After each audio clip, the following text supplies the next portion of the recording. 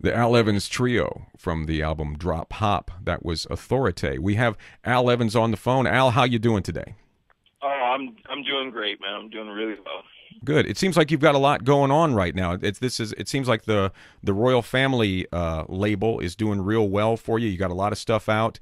Let's talk for a minute about this new album of yours, about how this came about. Because is this your first album under your own name, or No, actually, no. I put out a couple of albums under my own name in the past.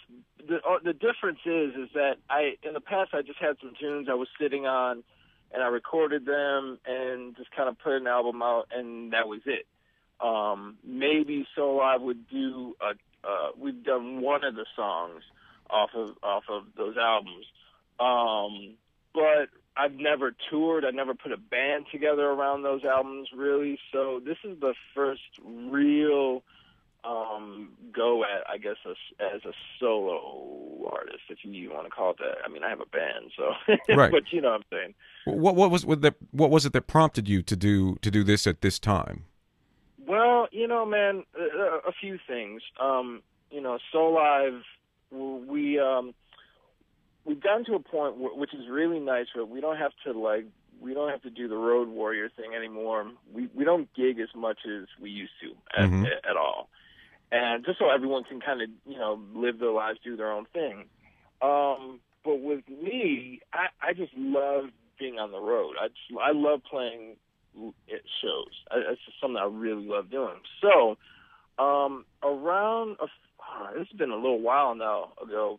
Bo, who plays organ in the band, he does like a every Wednesday or sometimes every other Wednesday at this place called Bishop's Lounge, which is in Northampton, which we live right outside. Both of us live outside Northampton. Okay. So he was kind of like, hey, man, if you're around ever, you just come on in, because he just has a rotating cast of characters who play this gig. So, yeah, it sounded good. So I went down there and I played with him, and it just felt so good. He's such a phenomenal organist. Oh yeah. And we had, and that's the thing. I mean, I've obviously been spoiled with playing with Neil my entire life. And when you get to play with especially another cat on organ who can really do it, it was kind of, the light bulb started to go off, I should say.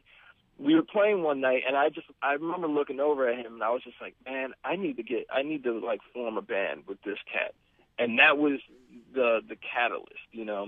And then a while later, Danny Mayer, who plays guitar in the trio, I've known him for a long time. I met him originally through one of our tour managers, and Danny was just a Soulive fan, and obviously a musician as well. And he knew that I was a recording engineer and producer, so he got in touch with me to record his band, OTS, On the Spot Trio. Okay. So this is years ago. They came out, recorded, and went on their way. And then I saw him a few years later when we were playing out in San Francisco. Now, Danny lives in Santa Cruz, California. He was like, man, we're ready to record another album. But he knew that I closed my studio down, my big studio down. So he's like, I'd love for you to come out here and record us. Okay, cool. So they wrote some tunes. We figured out a time, and I flew out there. Now, while I was out there, I was also doing this every Tuesday gig with Danny that he had, and this other cat playing organ. So that was really the first time I actually played a gig with Danny and really heard what he was doing. And he had grown so much as a musician from when I first met him. And man, that's when the light was just super bright. I was like, I got to put Danny and Bo together. Right. Yeah. And it's kind of interesting. I'm in the studio at home. I mean, I'm in the studio right now working on some new trio tunes.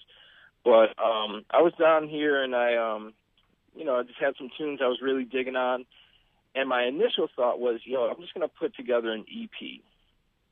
So I was hanging out on vacation with my family, and I was like, all right, I'm going to do this. I'm going to get Bo together with Danny. We're going to record an EP, and that's going to be it. And we'll just see what happens. So I got Danny's flight. I scheduled a mastering session. I had all this stuff in line, and I only had maybe 2 or 3 tunes. Huh. So I get home, I'm like, man, and I got inspired. So probably a couple weeks before the drop hop session, I was writing and recording like crazy. And I literally, like a couple of times a day, I'd send these dudes a new tune, like, yo, check it out, you gotta learn this, gotta learn this. So by the time we got here, I had written the whole album, and we just hit it, you know. That's amazing. It's amazing the advantages of the 21st century, how you can record something and send it to someone immediately, and you can sort of have your band ready to go, even though you haven't actually played in the same room together. That's pretty amazing. Yeah, it is pretty amazing, man. And and the thing is, I love the technology and all and this and that, but the one thing I've always prided myself on is just knowing. I just know when it's ready. I know when it's time, and it was the same thing with Soulive. Honestly, it was the same feeling when we got together. I mean, literally, Bo and Danny met for the first time on the first day of recording. Through Facebook prior, they were communicating. Right. They didn't know each other, but I knew that it was just going to work perfectly. I just knew it, and it feels really, really good.